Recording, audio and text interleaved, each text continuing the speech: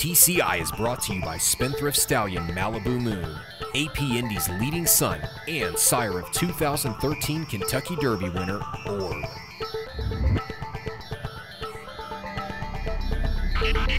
Welcome back to TCI, your inside track to the Triple Crown. Alongside Joel Cunningham, I'm John Siegel. Well, Joel, we mentioned we are the inside track to the Triple Crown, and of course, the Derby favorite, California Chrome, wins the Derby. So, of course, all the buzz starts. We're going to have a Triple Crown winner. I mean, if you read the headlines, Joel, they've pretty much handed the trophy over to him right now. Well, you don't need an inside track when the favorites win every year. I mean, last year we liked Orb, identified him quite early. You know, he won the Derby so impressively that a lot of people thought, you know, Derby winners have success coming back in 2 weeks. Orb came in looking like the best horse, showed he was the best horse. Him coming back in 2 weeks, he'd be very tough to beat. Yeah. But he was a closer trying to run at Pimlico. He had the work in between. He was a lighter frame type horse. It didn't work out for him. His Triple Crown was essentially over. Didn't even run well in the Belmont because he wasn't really bred for a mile and a half, in my opinion. California Chrome's different.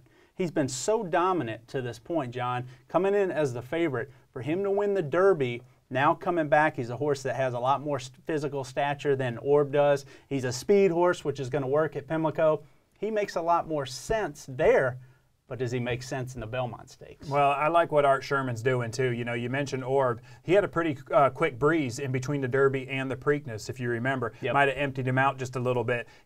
Art Sherman's going to leave California Chrome at Churchill Downs, and there's going to be no breeze in between. He says, hey, my horse is fit. He just won the Kentucky Derby. And that's smart. You know, you certainly wouldn't want to ship him to California back home and then have to go cross-country again to New York. Staying where he's at right now, just keeping things quiet, I think is the best way to go. No works. He doesn't need any fitness, John. Doesn't need to be sharp. He's a speed horse. He's coming back off a huge performance. Now 2 weeks rest. I guarantee Art Sherman's never run a horse off of 2 weeks rest in a grade one. Or I'd be very surprised, especially a live favorite like this. So I think he's doing the right thing with this horse. And again, you know, I do think the Derby was kind of tough on him. I mean, you just look how slow they ran the final quarter. Then he was running to the wire. And we'll talk about that in a second. But California Chrome, certainly depending on who shows up, he's dominant right now, and when I look at some of the contenders I think could give him a run, some of them I don't think will come back and run in Baltimore. So right now, Chrome's the horse to beat in Baltimore. All right, let's go to the Twin Spires TV race replay, Joel, and let's jump into the Derby real quick. And let's start off at the break. Wicked Strong, he stumbles out of the gate a little bit, but you take it from here. Well, Dance with Fate, I thought, had the worst of the breaks. I mean, he got pinched pretty good by Wildcat Red and Bob Baffert's horse, Chi 2. The two speed horses really trying to jockey for position. Watch the stablemates collide here. Vince Ramos, Rocco was so intent on getting to the rail, he took Danza completely out. And watch Danza drop back. I mean, he should be about right here, John, but I don't know if it took the wind out of him or Bravo maybe took back out of there after that collision, but he came across 3 or 4 paths, Vince Ramos did, and really clocked his stablemate here and caused Danza, I thought, some valuable ground on the inside. Yeah, right here you see, this is Candy Boy. Gary Stevens not too happy right there. You know, he totally got cut off. Candy Boy's chances at that point, I think, were completely gone. Yeah. I mean, that's really tough. But he didn't really have the fractions to run into anyway. That's true. You know, it's interesting, though, you mentioned, you know, you saw Danza, it knocked him off of his stride.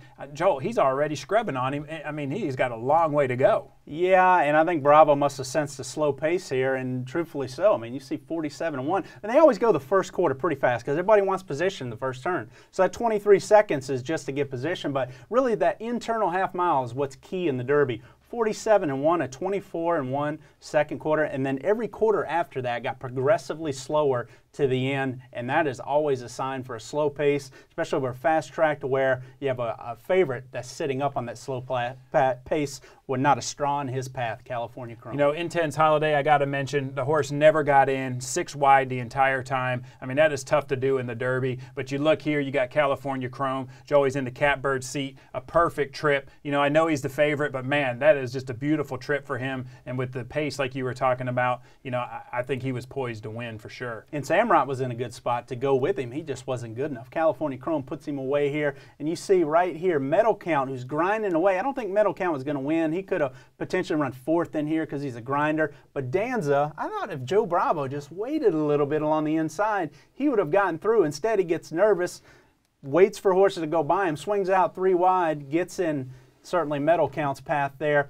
finishes up here, and you see Danza only loses 3 lengths. After all that, in his 5th lifetime start, he only gets beat 3 lengths. Watch out for Danza. In my opinion, he was the horse that could have given California Chrome a run for his money in here, and he's the horse with a future that I'm looking for. But I don't even know if they'd bring him back in the Preakness Stakes after that rough trip. You know, it's funny. We don't want to sound like sour grapes. Obviously, we both picked Danza. Right. You got to give California Chrome. Sure. You know, the fact that he did have a good trip, and I mean, he really won this race. But Commanding Curve, Joel, where did that come from, man? I really did not see that coming from that horse. Well, we talked about it a couple shows ago and how well he looked. You know, we thought he'd run his best race. The question was, how good was that going to be? I mean, here's a horse that never run any fast speed figure, never been in contention in any major race he'd ever run in. I mean, you could arguably look at him on paper and say him and Harry's Holiday are jockeying for the title of worst horse in the Derby in terms of what they'd done to that point.